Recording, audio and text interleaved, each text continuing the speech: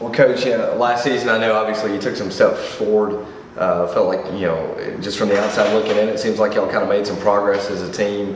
Do you feel like you can kind of take some more steps forward this coming season? Yeah, I really do. We just got back from camp from Toccoa, and it's the first time we've gone to camp like that. And I tell you, the kids came back, and we really had a great camp. Got a lot of football stuff done.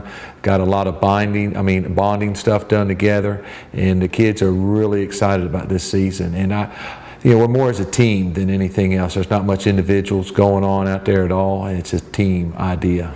Well, talk a little about, this team. Obviously been some changes in personnel, but kind of talk about what you've seen that might set it apart a little bit from some of your other teams. Well, the number one thing, they play as a team, and they work hard, and they don't complain. And we have a good nucleus of kids that's been with us for a while through the 8th grade program in middle school.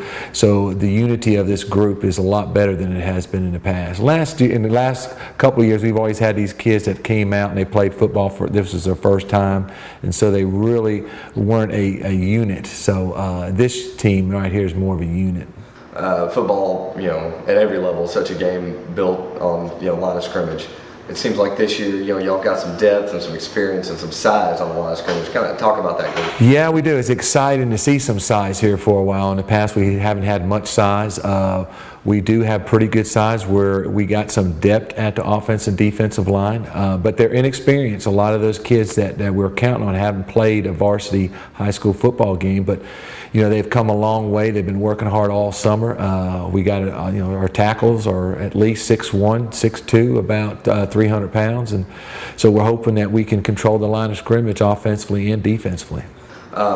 Last year, obviously, your quarterback, Chandler Newton, your son, got some time, showed, some pretty impressive, ability in that short amount of time. Talk about what you've seen from his progression this summer. Well, he broke his hand early on through baseball, so he was out a lot of stuff, in the beginning of the summer, but he worked on his speed and agility and his leadership. A quarterback has got to be the guy that's going to lead the team, and he's also got to be the guy that's going to get down and dirty with the offense and defense and stuff and get involved and work just as hard as they are. He don't have to be the fastest or the strongest, but the players got to see that he's going to work just like they are, and I think that's what he does, and that's what he brings to the team.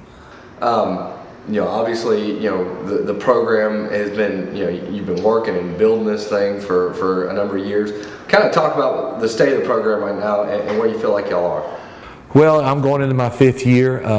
We've had, before I got this job, we had 4 head coaches in 4 years. There's a lot of transition.